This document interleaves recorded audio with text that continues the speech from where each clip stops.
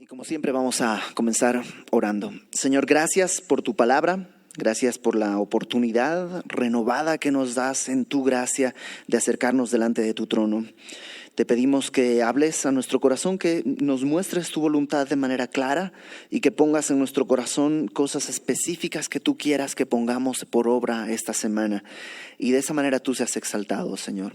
Ponemos en tus manos este tiempo en el nombre de Jesús. Amén.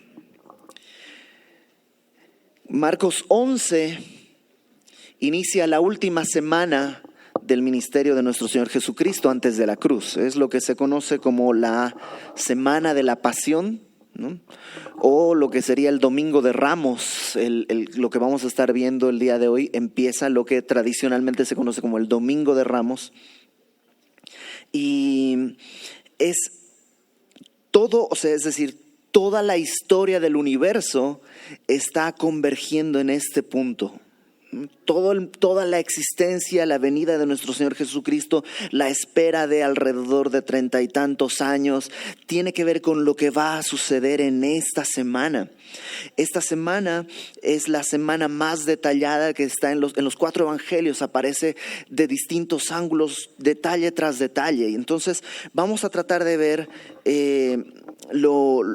verso por verso, sin desviarnos mucho, porque si tratamos de ver lo que otros evangelios complementan, nos quedaríamos mucho tiempo en esto. Entonces, pues vamos a estudiar Marcos, y cuando estudiemos otro evangelio, nos tocará revisar lo que otro evangelista dijo al respecto de esta semana. Pero eso lo vamos a hacer acá. En casa yo te recomiendo que leas los pasajes paralelos para que puedas tener todo el panorama completo. Capítulo 11 del Evangelio de Marcos. Dice: cuando se acercaban a Jerusalén, vino a Betfagé y a Betania, frente al monte de los olivos. Jesús envió 2 de sus discípulos y les dijo: id a la aldea que está enfrente de vosotros, y luego que entréis en ella, hallaréis un pollino atado, en el cual ningún hombre ha montado. Desatadlo y traedlo. Y si alguien os dijere: ¿por qué hacéis eso? Decid que el Señor lo necesita y que luego lo devolverá. Esta semana que va a estar transcurriendo hasta la resurrección, el Señor Jesús va a estar viviendo en Betania, un poquito cruzando el monte de los olivos. Es decir, si sales de Jerusalén cruzando el monte de los olivos, está la aldea de Betania, y es donde él va a estar quedándose ahí en la casa de unos grandes amigos que tenía, que son Lázaro, que para este momento ya murió y ya resucitó, y están también Marta y María. Y desde ahí Jesús va a ir cada día a Jerusalén y va a regresar en las noches a dormir. De hecho, hay una escena en el Evangelio de Juan muy bonita que sucede justo en este tiempo, donde está Lázaro, que es un ex muerto, digámoslo así. Está Marta sirviendo, pero ya no se está quejando. Y está María adorando. Entonces, está ahí Jesús, y desde ahí envía a sus discípulos a que vayan a una aldea, no sabemos a cuál, y que pidan un pollino. Un pollino es un burrito joven. De hecho, normalmente un pollino es un burrito que todavía no está en edad de cargar muchas cosas. Es un burrito que todavía, digamos, no se ha desarrollado por completo. Por tanto, no es todavía un animal de carga. Y el evangelista aquí, Marcos, nos dice en el versículo 2 que ningún hombre había montado, lo cual es interesante porque quiere decir que no está domado, ¿no? Para que un burrito pueda montarlo, un caballo pueda montarse, tiene que tener un proceso que se acostumbre a eso. Aquí todavía no ha pasado, pero lo vamos a ver dócil. Y al respecto de esta escena, yo creo que hay muchas cosas que se ha dicho la gente, y hay quien dice que se hizo un experimento, que el día de hoy alguien fue y pidió un coche en un no sé qué, y cosas así, ¿no? Porque es una escena rara, ¿no? Te imaginas diciéndole Jesús a los discípulos: vayan y pidan el burrito y lo traen, y si preguntan dicen el Señor lo necesita. Es una escena rara, pero la verdad no tan rara. O sea, lo lógico es que el Señor Jesús haya ya hecho un arreglo con el dueño, y lo que les está diciendo es algo que cualquiera de nosotros podría decir a nuestros hijos, ¿no? Vas a la señora, a doña Berta, ¿no? Ahí en la tienda, y le dices que te dé 2 kilos de jamón. Y si te pregunta del cuál, le dices el que mi mamá siempre pide. Ah, ya. Entonces, o sea, no es nada extraño, no es nada místico, no es nada fuera de lo normal. El Señor Jesús probablemente ya ha hecho el arreglo. Entonces no hay que especular ni hacer más grande una escena que no tiene por qué ser más grande, y que nos hace perder de vista lo que en realidad está sucediendo. Porque lo que sí podemos ver, bueno, número 1, es que Jesús le dice a sus discípulos lo que tienen que hacer en caso de las cosas que se enfrenten, en las circunstancias que se enfrenten. Y Jesús sigue haciendo eso. Aún el día de hoy, Jesús sigue advirtiéndonos, sigue exhortándonos y sigue mostrándonos las cosas que tenemos que hacer cuando sucedan determinadas situaciones en nuestra vida. ¿Cuándo sucede eso? En nuestros tiempos devocionales. En nuestros tiempos devocionales el Señor Jesús nos da ánimo, nos da aliento, nos da fortaleza. El problema es cuando dejamos esos tiempos de la palabra, esos tiempos de oración, pues que nos encontramos con situaciones y no sabemos qué hacer. En cambio, si permanecemos en comunión con el Señor, ten la seguridad que el Señor Jesús te va a decir lo que tienes que hacer. Y es bueno obedecerle. Porque estos hombres, dice en versículo 4, fueron y hallaron el pollino atado fuera de la puerta en el recodo del camino, lo desataron. Y unos que estaban allí les dijeron, ¿qué hacéis desatando el pollino? Entonces ellos le dijeron, ¿cómo Jesús había mandado? Y los dejaron y trajeron al pollino a Jesús y echaron sobre él sus mantos y se sentó sobre él. ¿Te imaginas si no hubieran dicho lo que Jesús les había indicado? No, mire, lo que pasa es que nosotros somos de tránsito, el pollito está mal estacionado, el parquímetro ya se venció, entonces tenemos que, y a veces tú y yo tratamos de resolver las situaciones con nuestra propia sabiduría, lo que se nos hace más lógico, lo que se nos hace más fácil, lo que se nos hace más económico, ya sea en términos espirituales, o sea, que invierto menos de mí, o en términos materiales, en que gasto menos. Pero siempre es una mejor idea obedecer lo que el Señor Jesús día a día nos va enseñando y nos va diciendo. Ahora, otro aspecto importante de esta escena que podemos dejar de lado si nos enfocamos en cosas sin importancia es que Jesús está haciendo algo revolucionario incluso en su propia vida.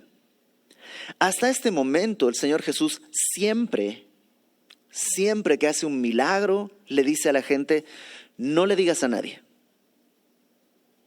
Incluso demonios, cuando son expulsados, cuando están luchando con Jesús, hablando y discutiendo, sabemos quién eres, Jesús los mandaba a callar. Y no revelaba su condición de el Mesías abiertamente. De hecho, cuando intentan, después de multiplicar panes y peces, intentan coronarlo como rey, Jesús se escapa. ¿Por qué? No quiere ser identificado de esa manera todavía. En su ministerio no está en ese punto. Pero ahora Jesús está haciendo algo revolucionario. Él está, yo sé que no es la palabra justa ni correcta, pero manipulando, ¿no? Entre comillas, manipulando las cosas para cumplir una profecía.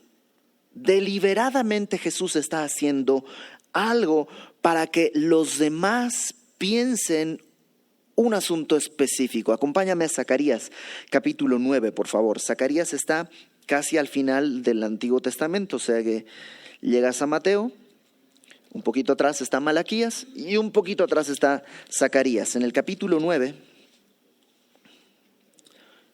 Zacarías 9:9 dice,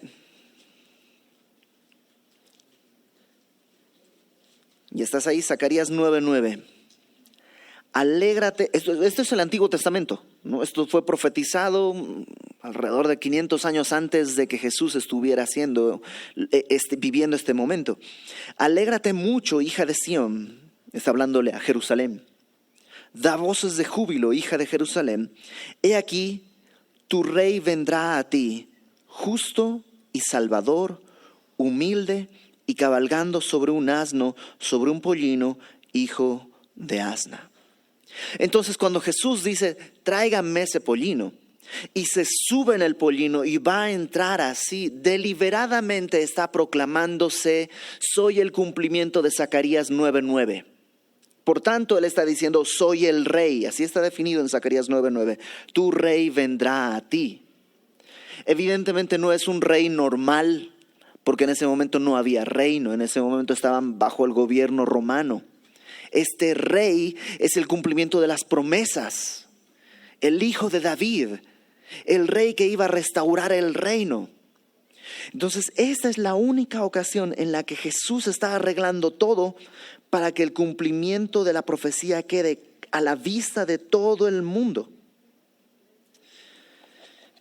Y no solo el asunto del pollino, porque, se sube en el pollino, empieza a cabalgar sobre este burrito y dice en el verso 8, también muchos, mientras él va subiendo, tendían sus mantos por el camino, otros cortaban ramas de los árboles y las tendían por el camino, y los que iban delante y los que venían detrás daban voces diciendo, Hosana.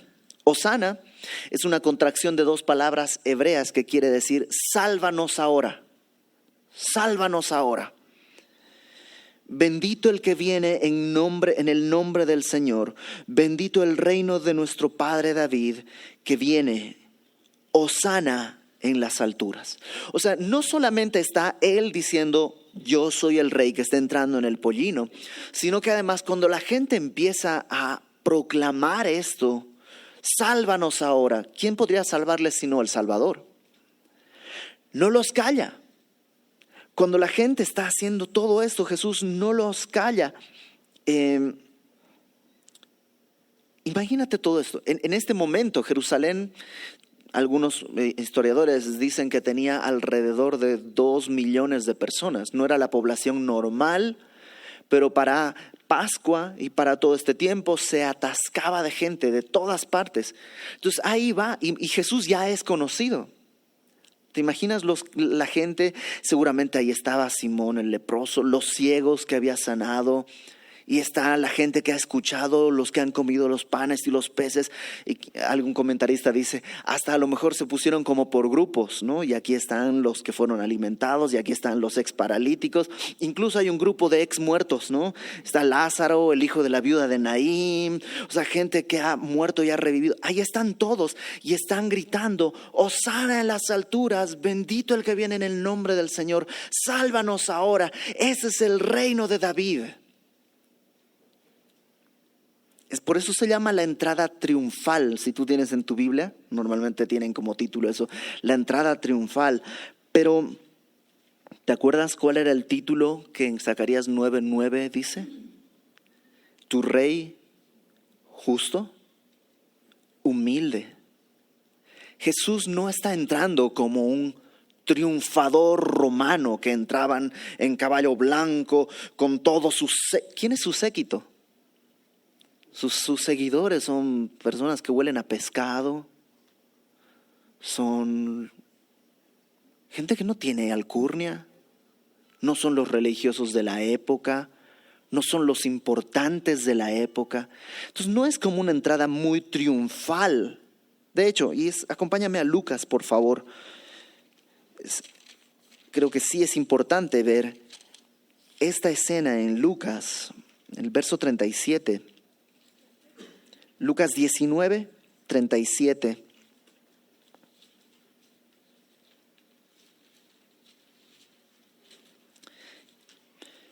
Y fíjate cómo está viviendo Jesús la entrada triunfal.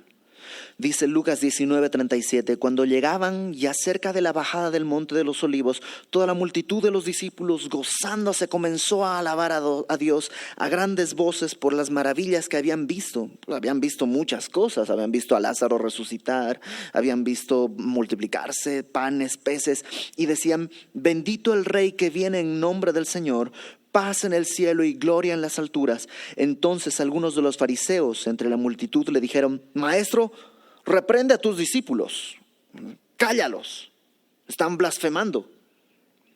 Y respondiendo Jesús les dijo, os digo que si estos callaran, las piedras clamarían. O sea, Jesús no solo está recibiendo esto, sino está diciendo, si ellos no lo hacen, las piedras lo tienen que hacer, porque alguien tiene que clamar este momento. Verso 41 de Lucas 19. Y cuando llegó cerca de la ciudad, fíjate, al verla, lloró sobre ella. Él no entra triunfantes y vencedores. Llega y al ver Jerusalén llora diciendo, oh, si también tú conocieses a lo menos en este tu día lo que es para tu paz, mas ahora están encubiertos tus ojos. Porque vendrán días sobre ti cuando tus enemigos te rodearán con vallado y te sitiarán y por todas partes te estrecharán y te derribarán a tierra y a tus hijos dentro de ti y no dejarán en ti piedra sobre piedra por cuanto no conociste el tiempo de tu visitación. Y Jesús da esta profecía. Jerusalén, en el año 70, dentro de unos años, vas a ser completamente destruida. Enemigos te van a rodear y te van a destruir. ¿Por qué? Porque no reconociste este día, el día en el que el rey justo y humilde venía cabalgando sobre un pollino hacia ti. Todo el mundo, pero ¿cómo? A ver, ¿cómo que no lo reconocían? Si están cantando y gritando hosana y con palmas y con mantos, pero es que eso no es algo externo, nada más. En su corazón realmente no lo estaban reconociendo. En su corazón no estaba sucediendo nada de esto. Y regrésate a Marcos, por favor. Continuemos la escena. Esta escena triunfal que no es tan gozosa, es triste, es dolorosa para el Señor. Tan dolorosa que está llorando. Dice, entró, versículo 11. Antes, acompáñame por favor al Salmo 118. Al Salmo 118, que es de donde surge todo este canto que ellos están haciendo.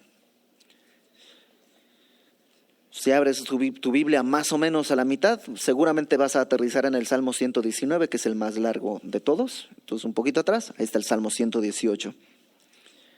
Y en el versículo 22... dice, la piedra que desecharon los edificadores, Salmo 118, 22, ha venido a ser cabeza del ángulo. De parte de Jehová es esto, y es cosa maravillosa a nuestros ojos. Este es el día que hizo Jehová. Nos gozaremos y alegraremos en él. Y muchas veces se usa ese versículo, ¿no? En los cumpleaños y en muchas cosas. Pero este versículo está hablando de este momento en el que Jesús, el Rey, está entrando a Jerusalén. Y que ellos no lo están reconociendo. Verso 25 de Salmo 118. Oh Jehová, sálvanos. De ahí es de donde viene hosana. Ahora te ruego, oh Jehová, que nos hagas prosperar ahora. Bendito el que viene en el nombre de Jehová. Desde la casa de Jehová os bendecimos. Y ellos están cantando el Salmo, pero están olvidando lo primero que leímos en el Salmo, el versículo 22. Que la piedra que desecharon los edificadores ha venido a ser cabeza del ángulo. La cabeza del ángulo es la que es Cristo, pero es la piedra para la edificación que todos están desechando, a pesar de que están cantando. Ahora sí, Marcos 11, versículo 11 dice, y entró Jesús en Jerusalén y en el templo, y habiendo mirado alrededor todas las cosas, como ya anochecía, se fue a Betania con los 12.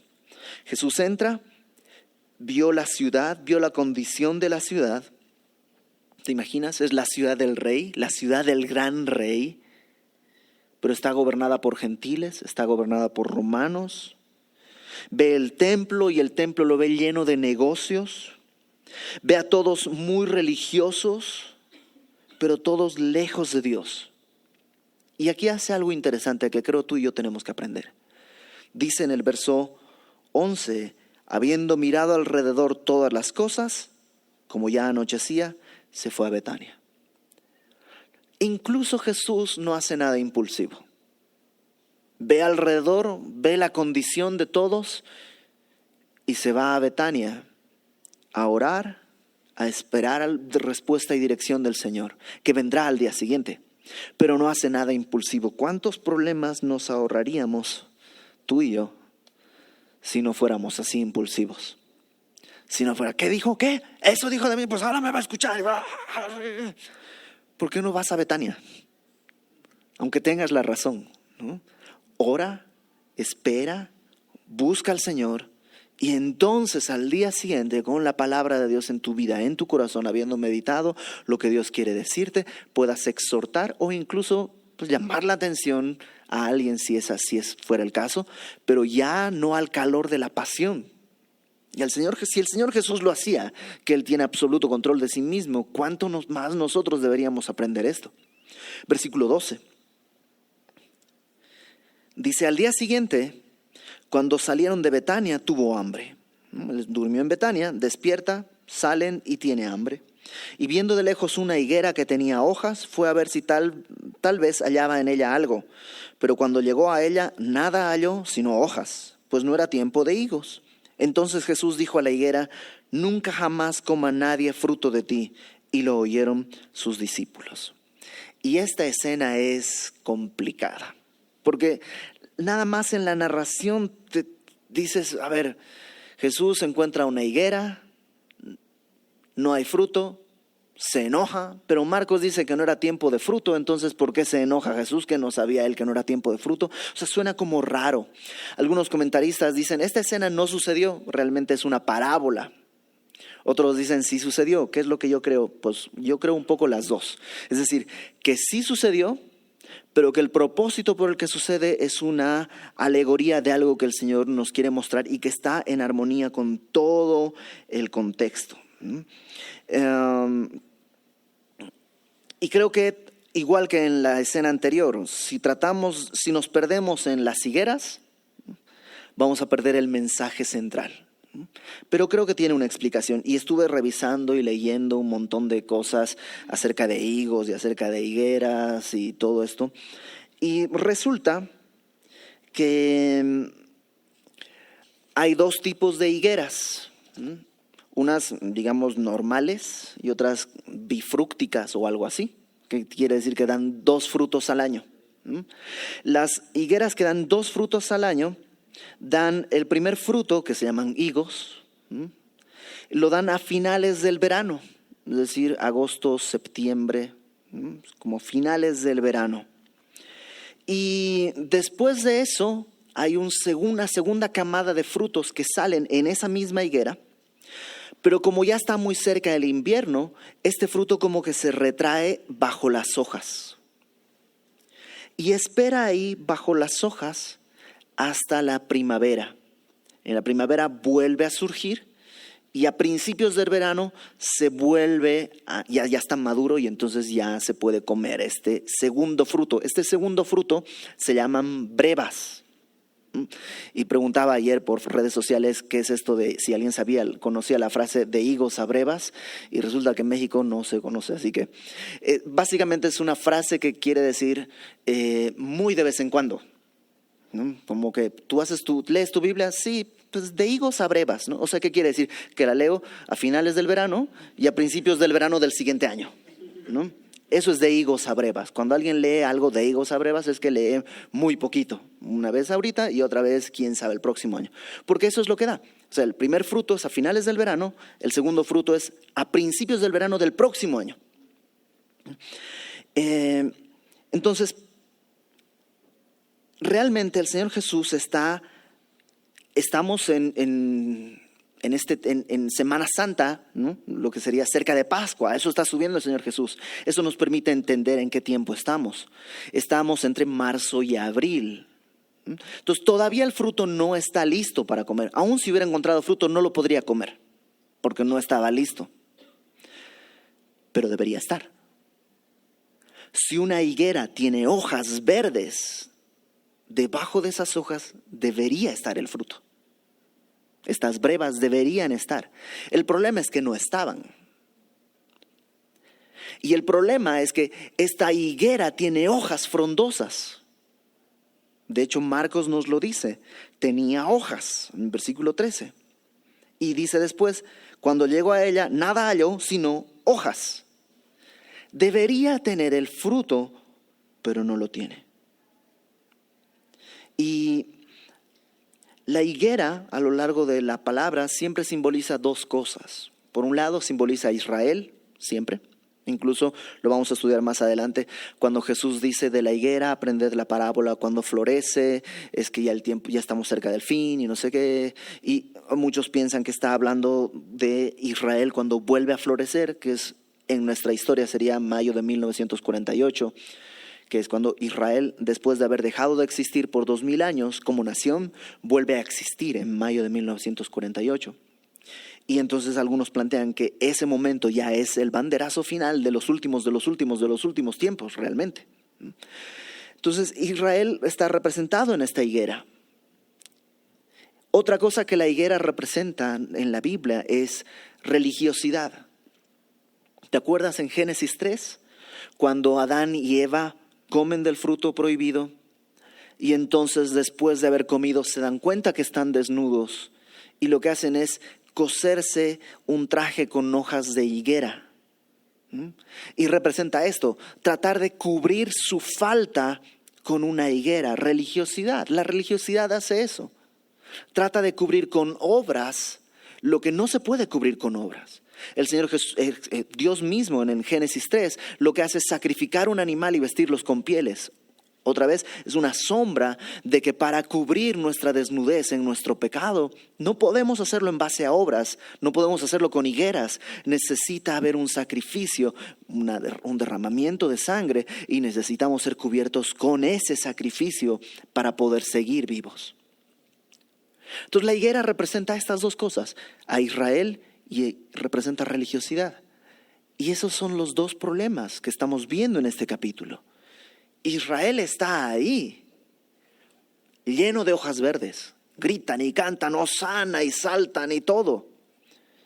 Pero no hay fruto. Es una promesa de fruto, pero no hay nada.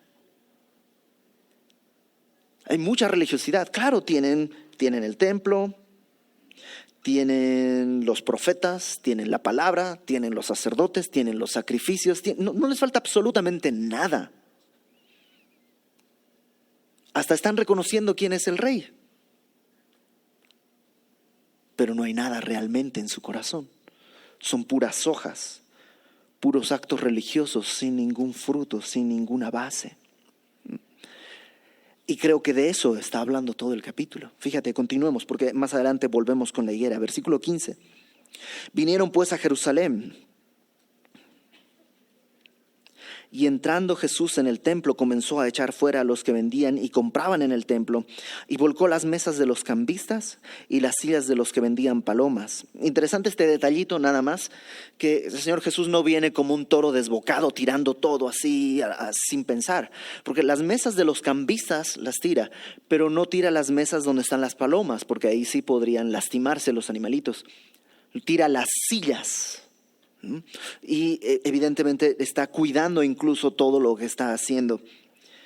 Y no consentía que nadie atravesase el templo llevando utensilio alguno. La NBI lo traduce yo creo mejor cuando dice nadie atravesase el templo llevando mercancía alguna.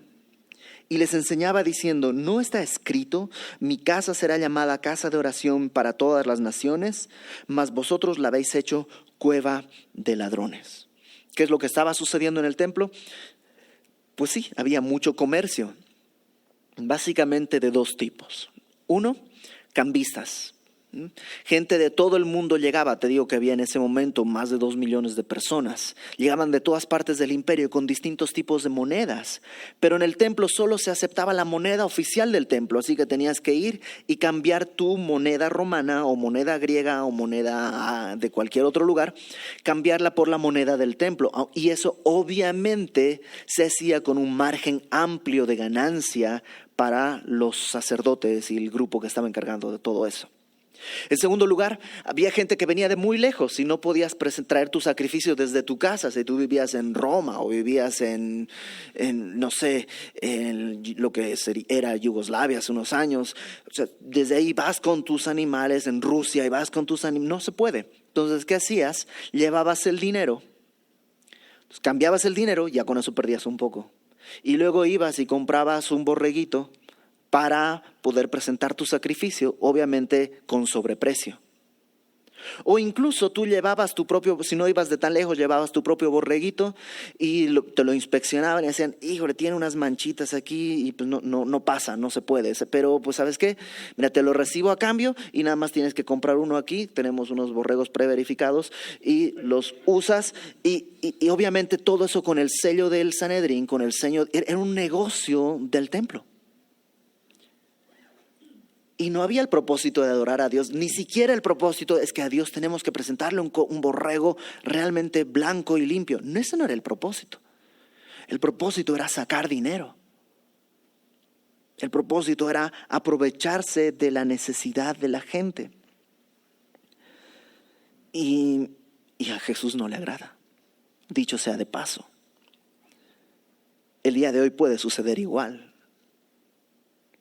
El día de hoy puede suceder de la misma manera en dos sentidos. Uno, con los responsables de las iglesias, los pastores, el grupo que está a cargo de una iglesia puede caer en esto y empezar a querer vender cosas y aprovecharse de la gente.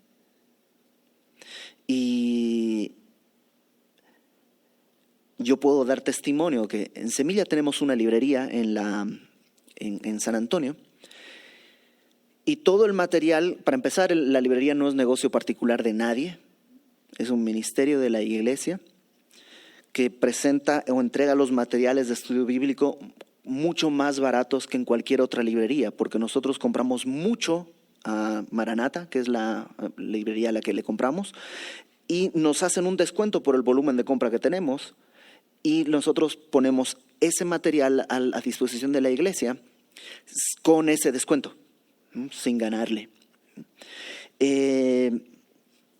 Hay otras cosas que tienen un margen de ganancia, entre comillas, como las conferencias y esas cosas, y eso sirve para distintos gastos que se hacen dentro de la iglesia. Por ejemplo, se acaba de cambiar en Semilla toda la alfombra, y la alfombra no son 10 metros cuadrados de alfombra, es carísimo, y salió dinero de librería, salió dinero del Instituto Bíblico y de la iglesia para poder hacer esos gastos. Pero no es el negocio particular de nadie. Yo sé de iglesias en las que el pastor dice, bueno, fui a Estados Unidos, me traje este lote de libros, los venden y lo que vendan es para mí. Eso es un negocio personal, porque entonces cuando termino de predicar, yo voy a librería y nada más pregunto, ¿cuánto se vendió? Y ya hay en mi corazón algo que ya no sé para qué estoy yendo a la iglesia, si a ganar dinero o a servir a la gente. Y hay un problema ahí. Pero también sucede entre la gente. Gente, y lo hemos topado tantas veces, y recién alguien me reclamó vehementemente, digámoslo, para que suene bonito, porque yo había dicho que en Semilla no permitimos que vendas, ¿no? Si tú vendes por catálogo, la verdad es que la iglesia es un lugar de público cautivo. Y podrías decir, mira, pues yo vendo acá y nos empezamos a pasar los catálogos y hasta puede ser bueno porque nos apoyamos.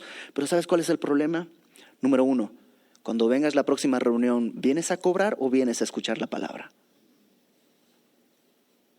Hay un problema ya en el corazón. Incluso si no, yo vengo a escuchar la palabra. Ok, y si no viene el hermanito que te debe, ¿no te sientes como que, O sea, el corazón se empieza a ensuciar. Es algo serio. Por eso no es bueno hacer un negocio dentro de la iglesia. O pongámoslo al revés. ¿Qué tal que el que te debe ya no viene o ya se avergüenza porque ya no te pagó, ya hay una ruptura en la iglesia, ya no se hablan? O sea, por cualquier razón que tú veas dentro del liderazgo de la iglesia o dentro de la gente de la iglesia, los congregantes, es una mala idea empezar a hacer negocios. El día de reunirnos es un día de orar, de adorar a Dios y de escuchar lo que Dios quiere decirnos. Y yo lo sé, es fuerte, porque hay mucha gente que vive de eso, pero ¿sabes qué? Tienes otros 7 días para que Dios te provea. Confía en el Señor Y que el domingo o el miércoles, que es día de buscar al Señor, sea un tiempo de buscar al Señor y tu corazón no se distraiga con nada más. Al Señor Jesús no le gusta. No le gusta, simplemente no le gusta, porque este tiene que ser un tiempo de comunión con Dios. Ok.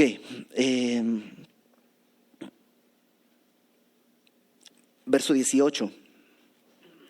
Y los escribas y los principales sacerdotes lo oyeron, ¿no? Escucharon todo esto que él dijo y buscaban cómo matarle. Por supuesto, pues está arruinándoles todo el negocio. Literalmente, en ese día el negocio se vino abajo. Entonces al día siguiente tienen que volver a poner todas las cosas, pero hubo gran pérdida, hubo muchas cosas, y entonces buscaban cómo matarle, porque le tenían miedo, por cuanto todo el pueblo estaba admirado de su doctrina. Pero al llegar la noche, Jesús salió de la ciudad. Este va a ser el patrón de toda la semana. Jesús sale de Betania, va a Jerusalén, enseña en el templo. Los fariseos tratan de matarle, de encontrarle alguna falta, de encontrarle alguna falla, de tenderle alguna trampa. Y en la noche Jesús va a regresar a Betania. Y es triste porque el pueblo quiere que Él sea el rey y el Mesías porque Él puede solucionarnos los problemas. Claro, no va a haber problemas de comida. Nada más hay que llevarle 2 panes, unos peces y Jesús resuelve todo. Y el pueblo quiere que Él sea el rey porque le conviene al pueblo. Y los fariseos no quieren que Él sea el rey porque no les conviene a ellos. Pero nadie está pensando en la gloria de Dios. Todos están con hojas de higuera frondosas y religiosas, pero no hay fruto. Tanto así que una semana después esas mismas voces van a estar gritando: crucifícale, porque no hace lo que yo pensé. Verso 20. Y pasando por la mañana, al día siguiente vieron que la higuera se había secado desde las raíces. Entonces Pedro, acordándose, le dijo: Maestro, mira, la higuera que maldijiste se ha secado. Y esta higuera se seca, dice, desde las raíces. Normalmente un árbol se seca en condiciones normales, al revés. O sea, se secan las hojas, se secan las ramas y queda la raíz. Pero esto está sucediendo al revés. El problema estaba en la raíz. Por tanto, Jesús no hizo estéril a esta higuera. Esta higuera ya era estéril, ya estaba seca desde la raíz. No se podía ver porque la raíz está escondida bajo tierra. Pero esa era la razón por la que no daba fruto, porque estaba seco ahí abajo. Lo único que Jesús hizo fue evidenciar lo que ya estaba en el corazón, digámoslo así, de esta higuera. Y eso es lo que Jesús hace. Jesús a veces hace evidente nuestra sequedad. Pero no es que Jesús nos declara estériles, simplemente nos muestra qué es lo que hay en nuestro corazón para que podamos resolver el problema, no de hojas, porque sí, podríamos pintar las hojas, tráete una pintura verde, las pintamos, pero eso no es fruto, eso no es lo que Dios quiere, eso es religiosidad. El problema tiene que resolverse desde más adentro. Y Jesús empieza a dar una respuesta a Pedro que es igual, súper confusa. Muchas veces yo lo leía y decía, ¿pero qué tiene que ver esto con lo otro? Fíjate, le dice: Señor, Maestro, la higuera que maldijiste se ha secado. Y respondiendo Jesús les dijo: tened fe en Dios. Porque de cierto os digo que cualquiera que dijera a este monte, quítate y échate en el mar, y no dudar en su corazón, sino que creyere será hecho, lo que dice, lo que diga, le será hecho. Entonces pareciera que Jesús lo que les está diciendo es: miren, ustedes tienen poder para hacer lo mismo. Nada más lo tienen que decir con fe, creyendo firmemente en su corazón, y lo que sea, lo pueden hacer. Y así se enseñan, incluso en estos cursos de autosuperación y tú puedes, eres campeón y todas esas cosas, se toma este versículo y te dicen: Jesús dijo, si alguien dijere nada más creyendo en su corazón y no dudare, le será hecho. Creo que me brinqué el versículo 23, ¿no? Déjame leerlo desde el 22 de nuevo. Tened fe en Dios, porque de cierto os digo que cualquiera que dijera a este monte, quítate y échate en el mar, y no dudar en su corazón, sino creyere que será hecho lo que dice, lo que diga, le será hecho. Ahora, no tiene sentido pensar que esta es una receta para secar higueras o mover montes, porque pues, no tiene ninguna utilidad.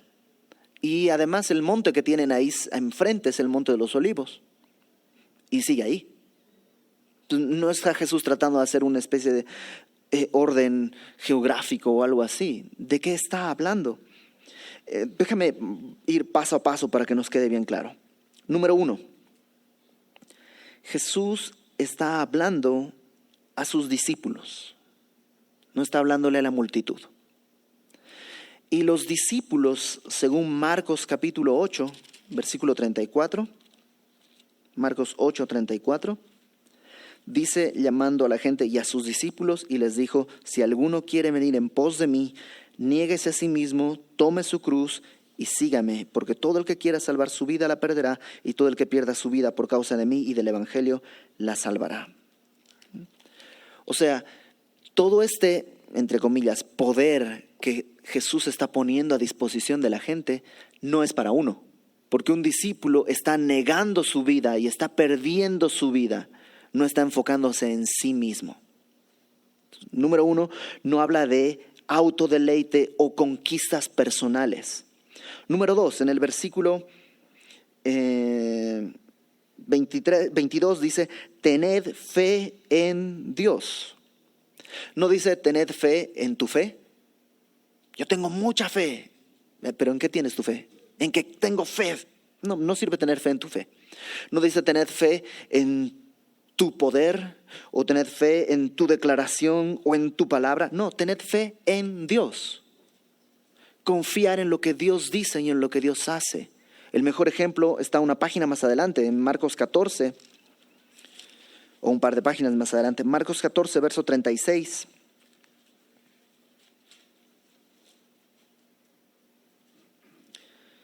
Jesús está ahí en el huerto de Getsemaní y dice, se postró en tierra, Marcos 14, 36, y oró que si fuese posible pasase de él aquella hora y decía, Abba Padre, todas las cosas son posibles para ti, aparta de mí esta copa, mas no lo que yo quiero, sino lo que tú. Jesús mismo está confiando en que la voluntad del Padre es mejor que lo que Él está en ese momento pensando. ¿Qué nos hace creer que nosotros podríamos ser mejores en nuestros planes que Dios? Tener fe en Dios no habla de la capacidad de modificar las cosas, sino de creer lo que Dios está haciendo. Por tanto, verso 24, os digo que todo lo que pidiereis orando, creed que lo recibiréis y os vendrá. O sea, ora con fe. Ora creyendo que Dios va a responder de la manera en la que Él en su soberanía lo ha determinado. Ora con fe. Ora creyendo. Sujeta tu voluntad a la voluntad de Dios y confía que eso es mejor. Dice, y cuando estéis orando, perdonad si tenéis algo contra alguno, para que también vuestro Padre que está en los cielos os perdone a vosotros vuestras ofensas, porque si vosotros no perdonáis, tampoco vuestro Padre que está en los cielos os perdonará vuestras ofensas. No solo ora con fe, sino perdona como has sido perdonado. Es curioso porque el amor de Dios siempre está en relación al amor al prójimo. O sea, yo, dice Juan, no puedo decir que amo a Dios a quien no veo, si no amo a mi hermano a quien sí veo. Y te digo una cosa, es la primera marca de fruto en nuestra vida. Todo lo demás es religión, si no hay esta marca de fruto en nuestra vida. Puedes hacer devocionales, leer la Biblia, sabértela de memoria, asistir a todas las reuniones, saberte todas las canciones, levantar las manos. O sea, puedes hacer todo eso. Pero si no eres capaz de perdonar a un hermano que haya ofendido tu vida, porque perdonar a alguien que realmente no me ofendió, fue un malentendido, pues ¿eso qué? pero perdonar a alguien que de verdad te haya ofendido. Esa es la marca del fruto. Gálatas 5:22 dice que el fruto del Espíritu es amor. Sin eso, todo lo demás que tenemos son puras hojas. Y podemos ser muy frondosos en hojas. Pero las hojas no satisfacen al Señor, sino el fruto. Y eso es lo que Dios quiere. Eso es lo que Dios quiere. Que nos podamos mover y guiar uno con el otro, pero en amor. Y el amor se traduce en perdonarnos. ¿Por qué? Porque como seres humanos, Dios sabe que nos ofendemos mucho uno al otro. Entre esposos, entre hermanos, padres e hijos, vecinos, entre iglesia, ¿no? Unos con otros. ¿Cuál será la primera necesidad de toda familia, de todo matrimonio, de toda iglesia? Poder evidenciar este fruto de perdón. Pero es que tú no sabes lo que me dijeron, no sabes lo que me hicieron, no sabes lo que... Ok, no, la verdad no lo sé. Pero Jesús sí. Y la orden no viene de mí. La orden viene del Señor. Y fíjate, con esto vamos a terminar. Versículo 27. Volvieron entonces a Jerusalén y andando él por el templo, vinieron a él los principales sacerdotes, los escribas y los ancianos, y le dijeron: ¿con qué autoridad haces estas cosas? ¿No? Quitar las mesas y limpiar el templo. O sea, ¿quién te crees? ¿Quién te envió? ¿Por qué recibes adoración? ¿Por qué crees que eres el hijo de David? O sea, todo esto vienen a reclamarle. Y Jesús respondiendo les dijo: os haré yo también una pregunta. Es muy al estilo de los rabinos, ¿no? Que contestan una pregunta con otra pregunta. El Señor Jesús les dice: ok, yo les haré una pregunta. Respondedme y entonces os diré con qué autoridad hago estas cosas. El bautismo de Juan, esta es la pregunta. ¿El bautismo de Juan era del cielo o de los hombres? Respondedme. Entonces ellos discutían entre sí, diciendo: si decimos del cielo, dirá: ¿por qué no le creísteis? Porque Juan el Bautista había dicho: ese es el Cordero de Dios que quita el pecado del mundo. Detrás de mí viene alguien de cuyo calzado no puedo agacharme, no soy digno de agacharme a desatarlo. Yo los puedo bautizar en agua, pero Él viene y los bautizará con Espíritu Santo y fuego. O sea, Juan el Bautista fue muy claro. Entonces dicen: híjole, pues si decimos que Juan el Bautista fue enviado por el cielo, Jesús va a decir: esa misma autoridad me envió a mí, porque eso dio testimonio el Bautista de mí. Y si decimos que los hombres pues temían al pueblo, porque todos tenían a Juan como un verdadero profeta. Si decimos no, los hombres enviaron a Juan el Bautista, nos van a apedrear porque todos piensan con justa razón que Juan el Bautista era enviado de Dios. Así que, respondiendo, dijeron a Jesús: no sabemos. Entonces, respondiendo, Jesús les dijo: tampoco yo os digo con qué autoridad hago estas cosas. O sea, no quieres saber, no quieres oír. ¿Para qué quieres que te dé una respuesta? Interesante que Jesús pone a los fariseos y a los escribas en el punto en el que comenzaron a endurecer sus corazones. Cuando el Bautista llamaba y decía: hagan frutos dignos de arrepentimiento, ellos decían: ¿nosotros? ¿Cómo? ¿Nosotros? ¿Cómo crees? Nosotros estamos bien. No quisieron dar frutos de arrepentimiento. Y Jesús dice: ok, ahí empezó el problema. Vamos a tratarlo desde la raíz.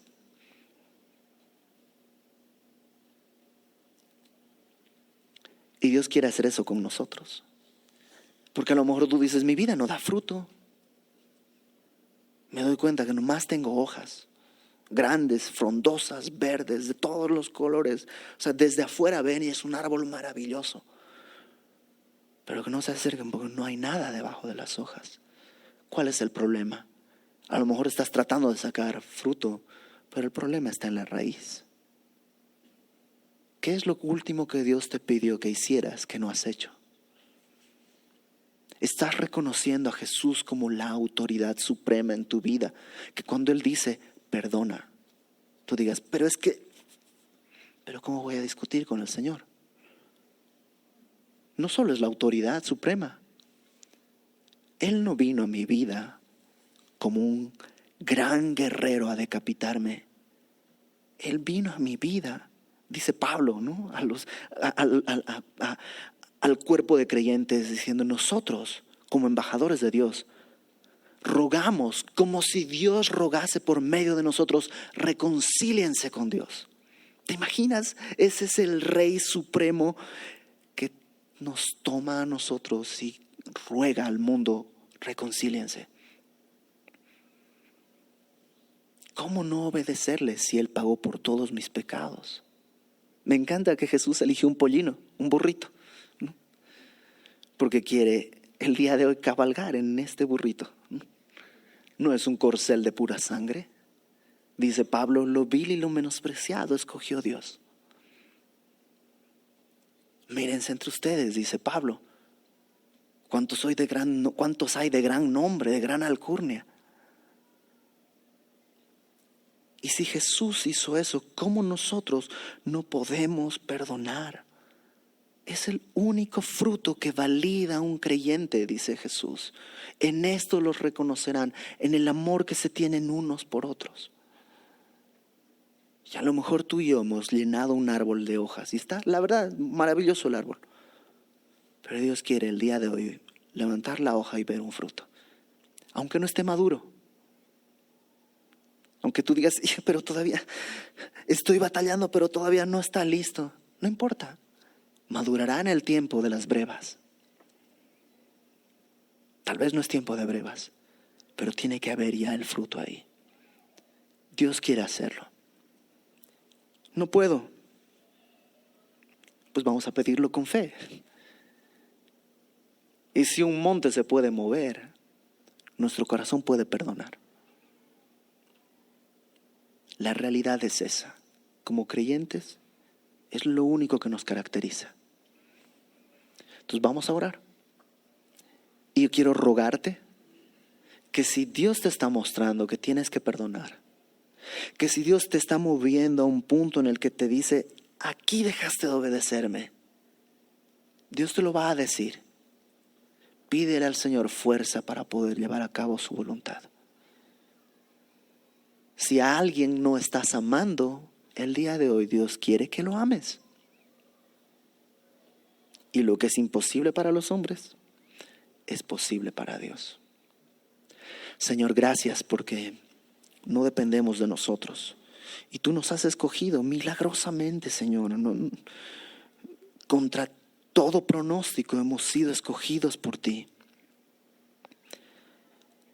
Y lo único que podemos hacer el día de hoy es rogarte que extiendas tu mano y nos toques. Y sí, muchos de los que estamos aquí somos solo hojas. Y a lo mejor tenemos lindas, grandes hojas de todos los colores. Pero tú quieres fruto. Muéstranos qué hay en la raíz, Señor. Muéstranos qué hay en la raíz. Y que no seamos como estos fariseos que tratan de evitar la pérdida, que tratan de evitar ceder algo. Que no te digamos el día de hoy, no sé, Señor, no entiendo de qué me hablas, no sé qué me preguntas. Ya sea por miedo a los hombres o por temor de otro tipo. Que traigamos la verdad delante de ti y podamos decir cuál es nuestra condición. Sí, Señor, soy envidioso, soy orgulloso. Sí, Señor, en mi corazón está esto. Pero creemos que tú puedes transformar todo. Tienes el poder para hacerlo. Y te lo pedimos sabiendo y creyendo en nuestro corazón que tú lo puedes hacer.